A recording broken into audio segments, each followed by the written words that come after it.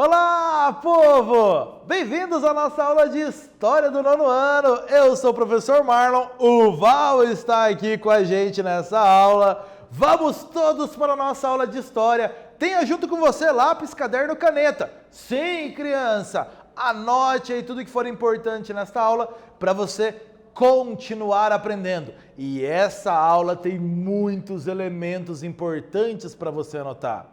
Nós vamos estudar o que nessa aula, professor? Olha aqui, criança. Nós vamos compreender a definição de totalitarismo, importante você anotar, e ainda contextualizar a ascensão do fascismo na Itália. O que é fascismo? É isso que nós vamos ver nessa aula. Quem foi o líder do fascismo, como este tipo de governo acontecia na Itália. Então, bastante elementos aí para você anotar. Vem junto com a gente, caderno, lápis e caneta. Bora para a aula, mas antes, uma questão aí para você se aquecer para o nosso assunto, para você relembrar e entrar com tudo no nosso assunto.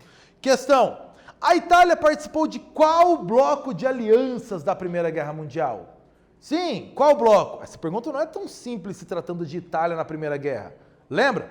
A Itália, inicialmente, ela fazia parte do acordo da Tríplice Aliança, junto com a Alemanha e o Império Austro-Húngaro, desde 1882. Mas ela não entrou na guerra no início da guerra em 1914, se declarou neutra. Em 1915 ela entrou, mas do outro lado, junto com a Tríplice Entente, que também contava com países como França, Inglaterra, Rússia, Bélgica, Japão, Estados Unidos entrou depois, entre outros. Né? Então a Itália estava de um lado, no início da guerra não entrou, e quando entrou do lado oposto da guerra, esperando aí ter vantagens em caso de vitória da Tríplice Entente. Vitória que aconteceu, mas as vantagens não vieram para a Itália.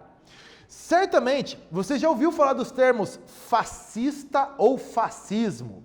Já ouviu falar disso? Em noticiários, na internet, em vídeos, fascismo ou fascista, esses termos aí. O que será que significa isso? Será que ideias fascistas ainda estão presentes no mundo atual? Será que o nosso mundo de hoje ainda tem ideias, governos que são ligados ao fascismo? De onde vem isso? Dá uma olhada nesse símbolo do lado esquerdo da sua tela.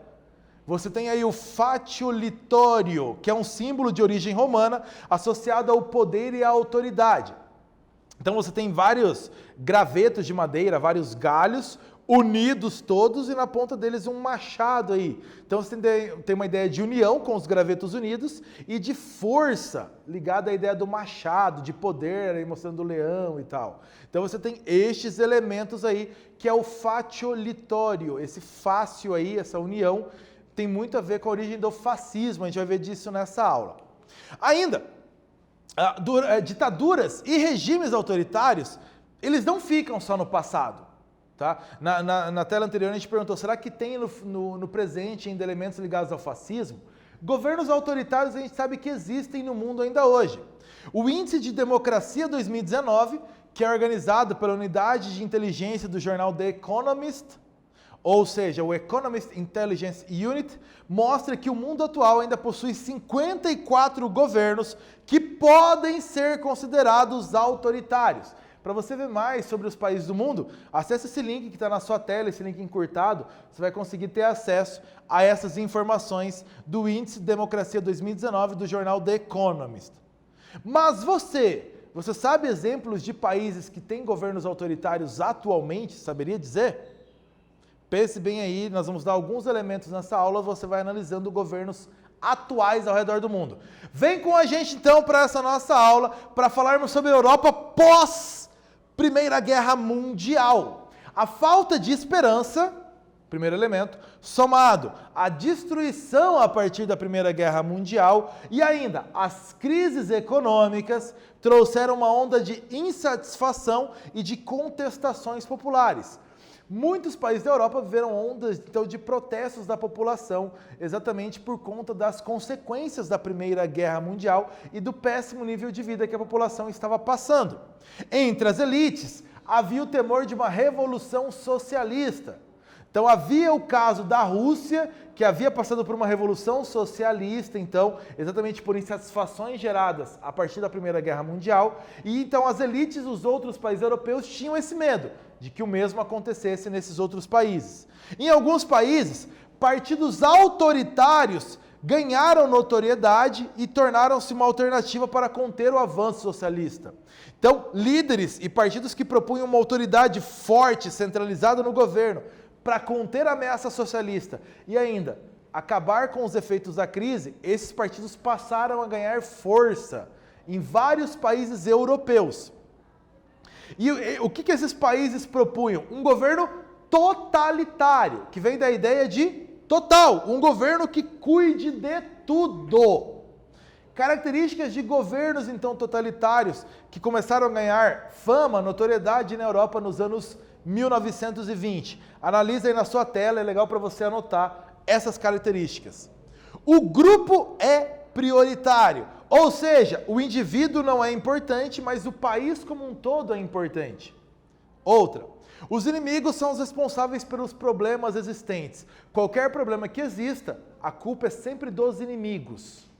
Então, sempre é preciso encontrar inimigos para os problemas. Tendo inimigos em comum, a população se une contra aqueles inimigos.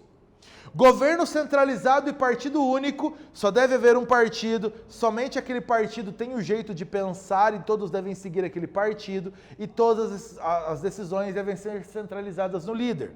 Culto ao líder, a propaganda mostra que o líder deve ser cultuado quase como um deus.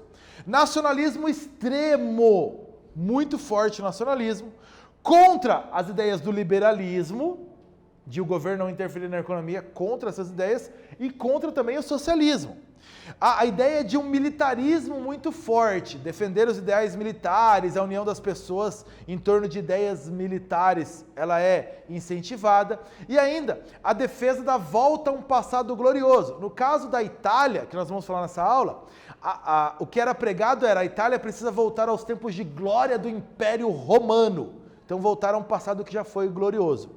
Lendo as características, ficou agora um pouco mais fácil entender o que é um regime totalitário? Vamos para o exercício então. Observe bem essa imagem, faça uma análise da imagem ao lado. A que ela se refere? Que mensagem ela está tentando transmitir aqui? Uma ajuda para você. Do lado esquerdo da imagem, Benito Mussolini da Itália. Do lado direito da imagem, Adolf Hitler da Alemanha. Responda aí.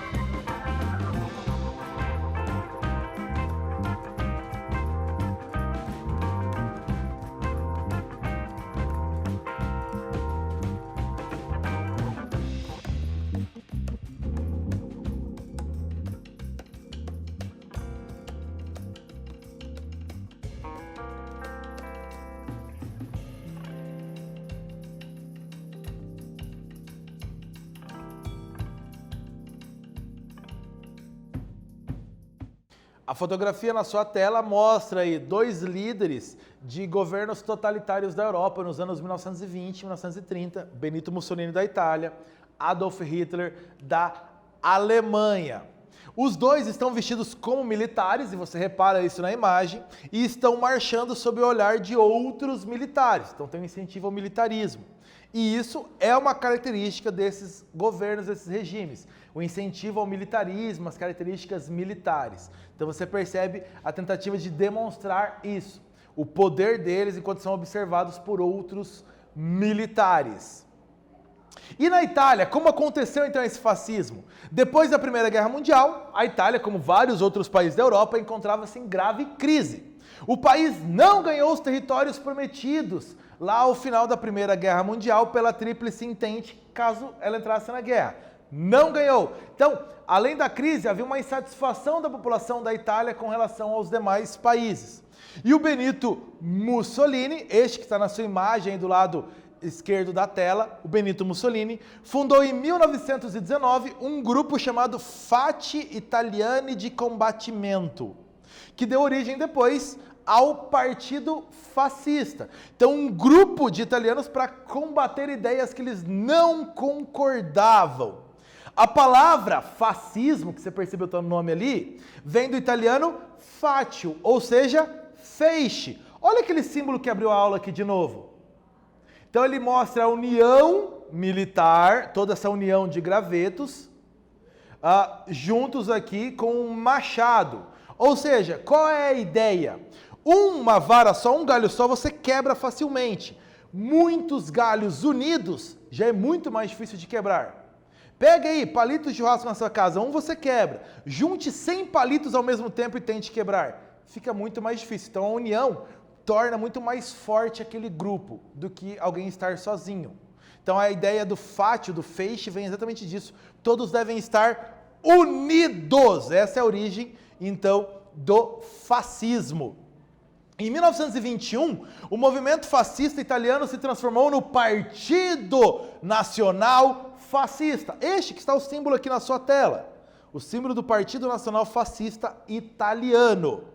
Em outubro de 1922, Mussolini, que era chamado pelos seus seguidores de Duce, liderou a Marcha sobre Roma. A imagem está do seu lado direito, é a imagem dessa marcha em outubro de 22. Com milhares de camisas negras, que era um grupo paramilitar dos fascistas, um grupo, então um exército paralelo para combater os inimigos dos fascistas. Então eles, junto com esses camisas negras, eles vieram de várias partes da Itália, invadiram Roma, a capital da Itália, e marcharam pela cidade mostrando poder, liderados pelo Mussolini, como a imagem mostra. Um exercício para você, então, de um discurso do Mussolini. Para o fascista, tudo está no Estado. Nada de humano, nem de espiritual, existe fora do Estado. Nem agrupamentos, partidos políticos, associações, sindicatos, nem indivíduos existem fora do Estado. Qual a posição do Mussolini, então, sobre democracia, depois de ver esse texto?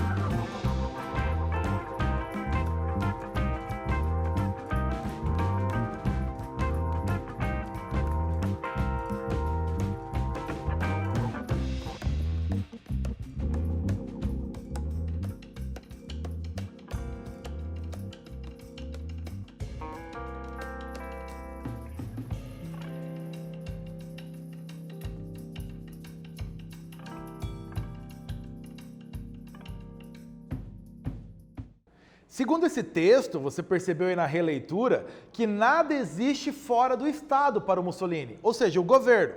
Qualquer pensamento contrário do governo não pode existir. Tudo só existe se for dentro do Estado, seguindo o que o governo determina. No caso, esse governo único, centralizado. Então, o que ele pensa sobre a democracia? Ele pensa que a democracia é uma ameaça à união nacional, porque vários pensamentos diferentes. Isso quebra a união, torna mais frágil o grupo. Condenava a diversidade de partidos, a diversidade de opinião e de escolha, porque seriam símbolos de atraso, de enfraquecimento. Apenas um governo forte, com um líder forte, poderia unir o país na busca do progresso. Então a democracia seria um problema, um atraso, enfraquece, segundo ele, o país. Então todos devem se unir em torno de uma mesma ideia, tudo deve existir dentro do que o Estado entende como correto. Dando prosseguimento, a marcha sobre Roma em outubro de 1922 mostrou o Mussolini tinha poder de unir pessoas ao seu redor, então de demonstrar poder, de poder liderar a Itália. O rei da Itália, na época Vittorio Emanuele III, cedeu à pressão e convidou Mussolini para ser primeiro-ministro. Portanto, dentro da lei da Itália, o Mussolini assumiu o governo da Itália. Primeiro-ministro é o chefe de governo, é quem toma as decisões de governo, quem governa na prática. Enquanto o rei era o chefe de Estado, o primeiro-ministro o chefe de governo. Em 1924, logo então depois, na primeira eleição que teve depois, os fascistas, partido do Mussolini, venceram as eleições parlamentares, usando muito a força dos camisas negras, usando violência, fraude, eles venceram as eleições legislativas. Então, o Mussolini, primeiro-ministro, tinha agora ao seu lado a maior parte do Congresso da Itália. Então, ele conseguiria aprovar as leis que ele desejasse para a Itália. Então, Mussolini implantou uma ditadura com a autorização do Congresso. Fechou jornais, criou uma polícia secreta que servia para prender e assassinar os adversários e proibiu, acabou com todos os partidos de oposição, só poderia haver o Partido Nacional Fascista na Itália. Então percebeu aí características de um governo de ditadura e dentro da lei. Ele foi convidado para ser primeiro-ministro, como a lei dizia, e o seu partido venceu as eleições. Então a partir daí passou a governar com uma ditadura. Um outro elemento que marca o governo do Mussolini é o chamado Tratado de Latrão, assinado em 1929, entre o governo da Itália e o Vaticano, a cúpula da Igreja Católica. Esse tratado entre o Mussolini e o Papa Pio XI. Por esse tratado, a Itália reconhecia o Vaticano como um Estado independente, ou seja, a Itália reconhecia que o Vaticano era um país independente da Itália, um outro país, com um território próprio, governo próprio, independente da Itália. Mas, em contrapartida, a Igreja Católica reconhecia que o governo fascista italiano era legítimo, poderia governar. Então a Igreja passava a dar apoio ao governo italiano. Então, havia esse acordo, então, a imagem então de Mussolini e a cúpula da Igreja Católica no momento da assinatura do Tratado de Latrão de 1929, que criou o país Vaticano. O governo de Mussolini também usou a educação para divulgar suas ideias. Cartilhas escolares, programas do governo, filmes, programas de rádio eram usados para divulgar as ideias do governo do Mussolini, que usou rádio, cinema e usou até mesmo esporte, no caso o futebol, para criar a ideia de uma nação grande e unida. A Itália foi sede da Copa do Mundo de Futebol de 1934, exatamente mostrando essa união. E foi a campeã, inclusive, deste torneio que aconteceu na Itália, mostrando, além da união do país, a força, vencendo o Campeonato Mundial de Futebol. Aí uma imagem da seleção de futebol da Itália antes da final da Copa do Mundo de 1934, que foi disputada contra a Tchecoslováquia. Então, a seleção de futebol da Itália mostrou essa política misturada ao esporte e a força do governo do Mussolini também. Exercício para você. Aqui, uma página de um livro escolar da Itália em 1941, mostrando então esse livro hoje está no Museu dos Brinquedos das Crianças na Itália e mostra uma criança oferecendo um buquê de flores ao Mussolini mais do lado esquerdo, e do lado direito, um elogio aos camisas negras, esse exército paralelo pessoal dos fascistas. Explique como a interferência na educação poderia fortalecer o fascismo na Itália.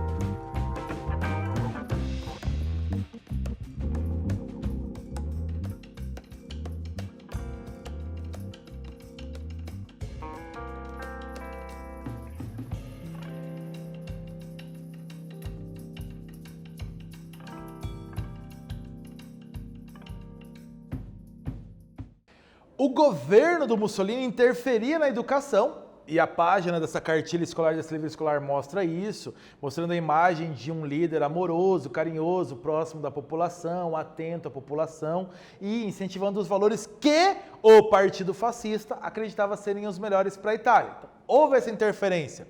A educação foi usada para veicular, sim, a ideologia fascista. As crianças, a partir disso, então, elas cresceriam aprendendo a cultuar o governo fascista, aprendendo a praticar e espalhar os valores fascistas. As escolas da Itália fascista ensinavam, por exemplo, aí, conhecimento, além das matérias tradicionais, temas como a vida de Mussolini e as suas grandes realizações. Então, tinham disciplinas só sobre Mussolini, para que a criança espalhasse as ideias do fascismo italiano. Então, a educação foi muito usada, assim, para espalhar as ideias e alcançar o maior número de pessoas na Itália. O que nós aprendemos nessa aula? Governos totalitários defendem a união de todos em torno das ideias de um único líder. Mussolini fundou o Partido Fascista da Itália e aproveitou a crise na Itália após a Primeira Guerra Mundial para ganhar poder. Aproveitou.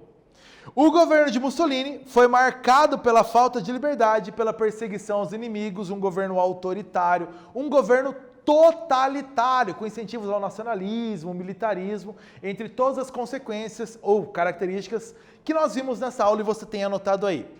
Né, povo? É isso aí, galera. Ficamos por aqui nessa aula. Bons estudos para você. Tchau, povo!